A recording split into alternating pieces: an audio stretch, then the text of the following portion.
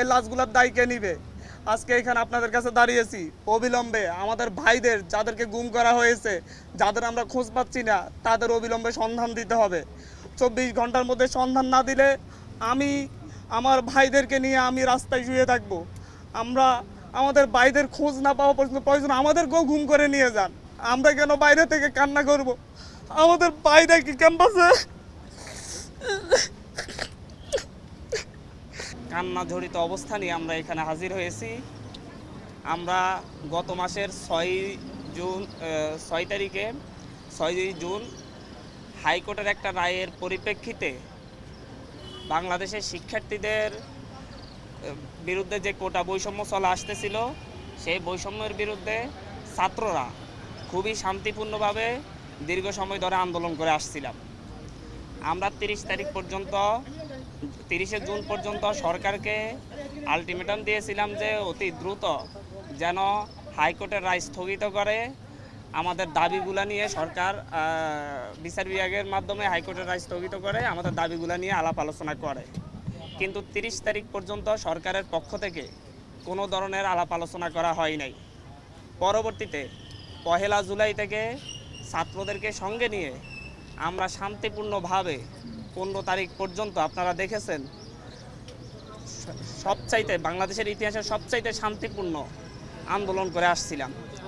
এর মাঝে সরকারের পক্ষ থেকে বিভিন্নভাবে আমাদের সাথে যোগাযোগ করা হয়েছিল, আমাদের দাবি দাওয়া মেনে নেওয়ার আশ্বাস দেওয়া হয়েছিল, বলেছিল আমাদের সাথে সংলাপের ব্যবস্থা করবেন।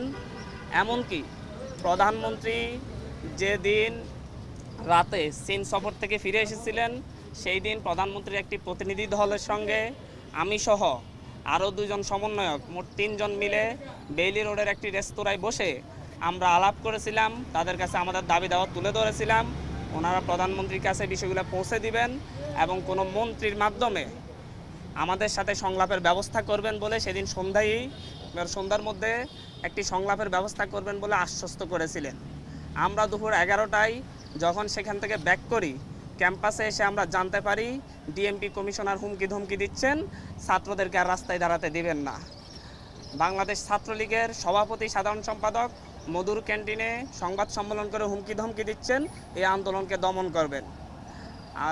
বাংলাদেশ আওয়ামী লীগের সেক্রেটারি জেনারেল এবং সড়ক ও সেতু মন্ত্রী ওবায়দুল কাদের সাহেব বলেছিলেন যে এই আন্দোলন দমন করার দায়িত্ব ছাত্রলীগের। আমি কোট করছি না, উনি এভাবে কথাটি বলেছিলেন, আপনারা মিডিয়ায় প্রচার করেছিলেন।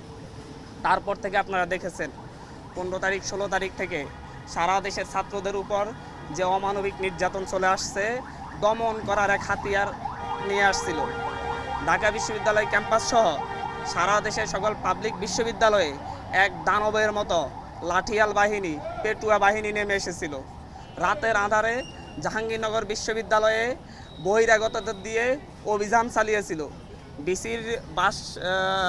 বিসির ভাষা ভাঙচুর করে সেখানে ছাত্রদের উপর নির্যাতন চালানো হয়েছিল। অনেক শিক্ষকরাও সেখানে আহত হয়েছিলেন। ঢাকা বিশ্ববিদ্যালয়ে সকালবেলায় দুপুরের দিকে পেটুয়া বাহিনী দিয়ে, টোকাইদের দিয়ে মেয়েদের উপর, নারী শিক্ষার্থীদের উপর, সাধারণ শিক্ষার্থীদের উপর যেভাবে হায়ানাদের মতো হামলে পড়েছিল তা সারা জাতি দেখেছে। আর এরপরে কি হলো? এরপরে দেখা গেল এর প্রতিবাদে সারা দেশের মানুষ, সারা দেশের সাধারণ শিক্ষার্থীরা রাস্তায় নেমে এসেছিল। তার উপর চালানো হয়েছে ক্র্যাকডাউন। সেখানে ক্র্যাকডাউন চালিয়ে প্রায় আমরা এখন পর্যন্ত, যেহেতু আমরা অনলাইনের সাথে যুক্ত নয়, মিডিয়ার মাধ্যমে যেটা পাচ্ছি সেখানে কোনো মিডিয়ায় বলা হচ্ছে যে 2 শতাধিক, কোনো মিডিয়ায় বলা হচ্ছে 3 শতাধিক। আমরা মনে করি এর চাইতে বেশি সংখ্যক আমাদের ছাত্র ভাইয়েরা খুনের শিকার হয়েছে। তাদেরকে রাস্তায় নির্বিচারে গুলি করে খুন করা হয়েছে। প্রকাশ্যে আপনারা দেখেছেন আমাদের ভাইদেরকে উপর থেকে হেলিকপ্টার দিয়ে গুলি করে হত্যা করা হচ্ছে।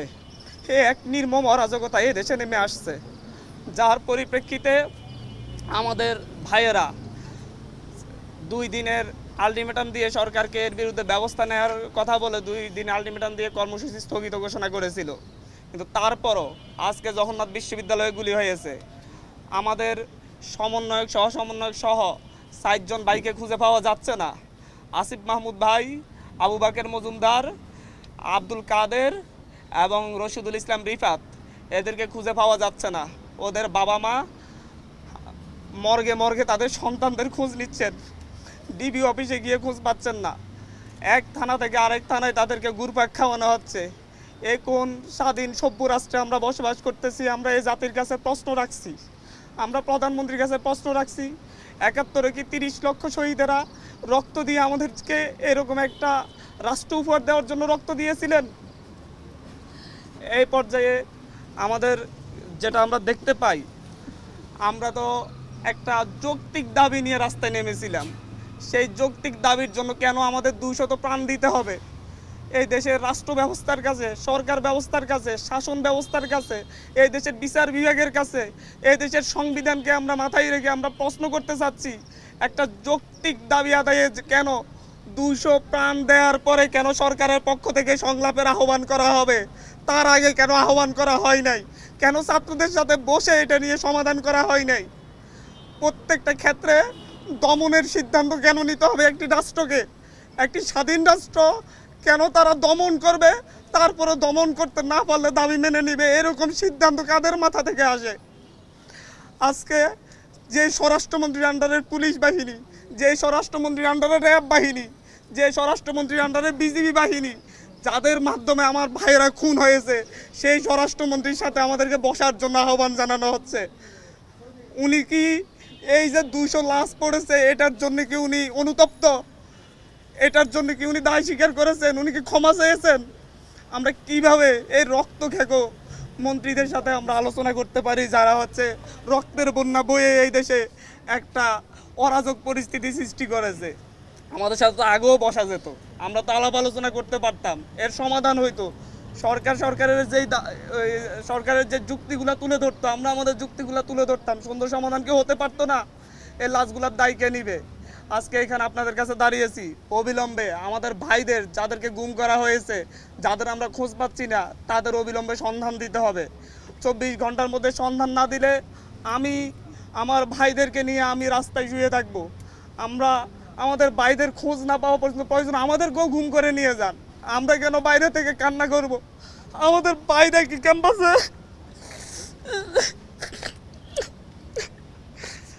তাদের বাবা মা কি কান্না করতেছে না বাসায় বাসায়?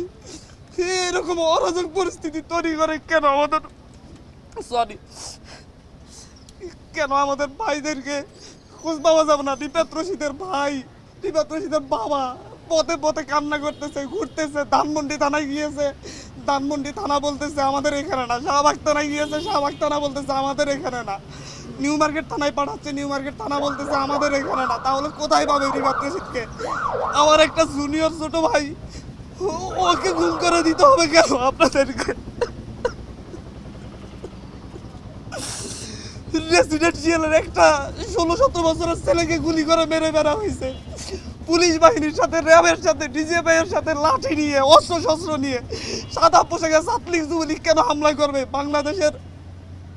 বাংলাদেশের পুলিশ বাহিনী, বিজিবি এরা কি এতটাই অপদার্থ হয়ে গিয়েছে যে আপনাদের সশস্ত্র গুন্ডা বাহিনীকে লাগবে আমাদের ভাইদেরকে নিধন করার জন্য? আমি আজকে সকালে পত্রিকা পড়তেছিলাম, পত্রিকায় দেখলাম যে বিভিন্ন মন্ত্রীরা, ক্ষমতাসীন দলের বিভিন্ন নেতারা হুমকি দিচ্ছেন, এরপরে যদি আন্দোলন না থামে ওনারা দমন করবেন। ওনারা ছাত্র আন্দোলন দমন করার চিন্তা করেন, ওনারা ভুলে যাচ্ছেন ১৯৫২ সালে দমন করতে গিয়ে পাকিস্তানি হানাদাররা ব্যর্থ হয়েছে, ৬৯-এ ব্যর্থ হয়েছে, ৬৪-তে ব্যর্থ হয়েছে, ৬৬-তে ব্যর্থ হয়েছে। ওনারা কিভাবে সফল হবেন? ওনাদেরকে এখনো বলবো, আমাদের প্রতিটা ক্যাম্পাসে নিরাপত্তা নিশ্চিত করুন, আমাদের ভাইদেরকে ছেড়ে দিন। আমি নিজে আতঙ্কিত, আমি এখানে এসেছি আমার জীবনের মায়া নিয়ে, আশপাশে ডিজিএফআই, ডিবির লোকজন ঘুরে বেড়া করতেছে। আপনাদের এখান থেকে উঠে যাওয়ার পর হয়তো আমারও আর খোঁজ পাওয়া যাবে না। এভাবে একটা সভ্য রাষ্ট্র চলতে পারে না, এভাবে কোনো স্বাধীন রাষ্ট্র চলতে পারে না। আমরা